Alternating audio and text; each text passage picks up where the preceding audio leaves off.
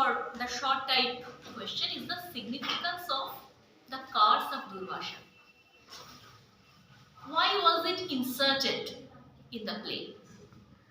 In the original source, which is coming from Mahabharata, we can't see any such thing happening. Now, one very simple answer to this is the notion that the character of the Nayaka, the character of the male protagonist, was very much despicable as far as it is projected in the original text in Mahabharata, Adi Parva. There, Dushyanta was simply making love to Shakuntala for his temporal erotic pleasure, and after that he willfully forgot her. He abused her intentionally, and only when a divine oracle came from heaven that no, this is your real wife, then he says, yes, I know everything, but I was simply waiting for the oracle to make people believe. Otherwise people don't believe. Now Shakuntala, you walk into my house. So such a despicable character, however much he can be projected as a great king or whatever, should not be a suitable model for the Nataka of Kalidasa. So one may think that in order to redeem the character of his own Dushyanta, who is his own creation, to redeem this character from the guilt of the original model, he has inserted the cars of Durvasa to show that yes, it is not for his own intentional folly or his intentional evil will against the innocent girl that he has refused her. It is actually due to the cars of Durvasa, which is an external force. He has forgotten everything and he has been compelled by the situation, by the circumstance, to misbehave with Shakuntala. So that can be one reason, which is a very literal sort of reason, which is a very practical kind of reason, which we may interpret as the dramatist's own strategy. But there is a greater significance of Durvasa's curse. Shakuntala is so much lost in the love of her husband, as we have already discussed, that she has forgotten all her social duties and responsibilities.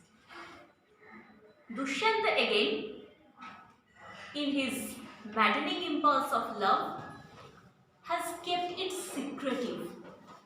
So love is a wonderful feeling, it is a great sentiment, but at the same time, if that love is only outward feeling, if that love is only a sense of attraction for physical beauty, it does not last for long.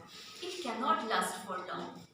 So in order to test the tenacity of the love, there is the need of the cars in the form of a trial.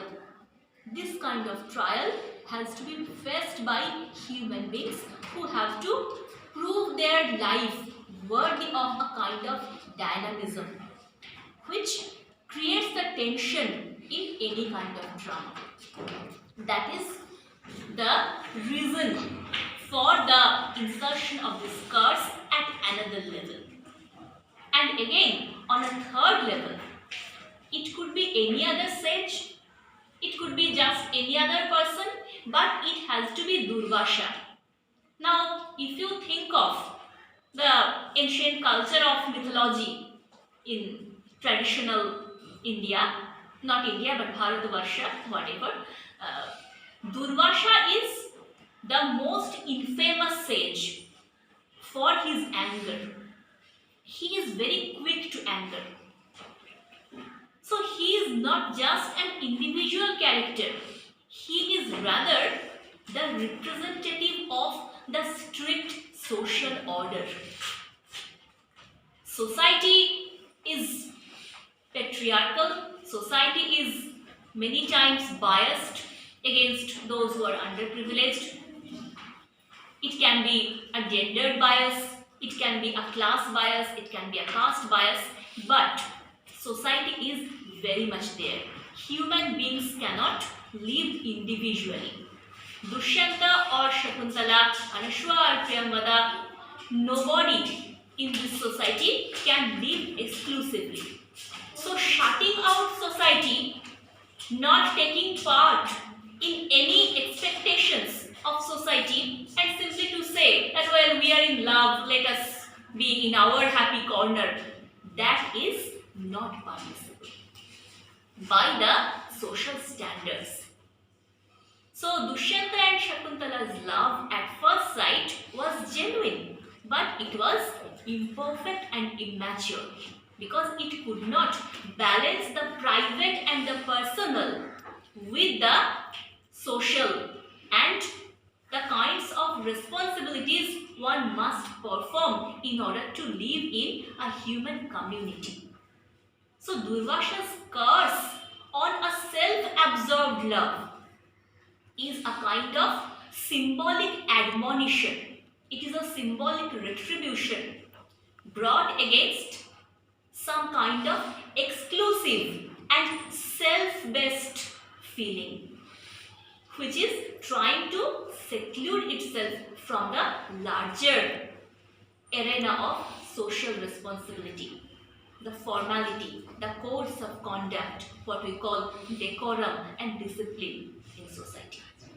So this threefold significance of Durvasa's curse is very important, and the insertion of this part gives an extra edge, gives an extra layer of significance to an otherwise mythological, historical play, which is a traditional Nataka. It has also adding some kind of philosophical, existential, and to some extent a spiritual question about the testability of love, about the necessity of performing social duties. All these things are coming together in the dramatic device of the curse, very skillfully, very master-minded strike by the dramatist Kalidas.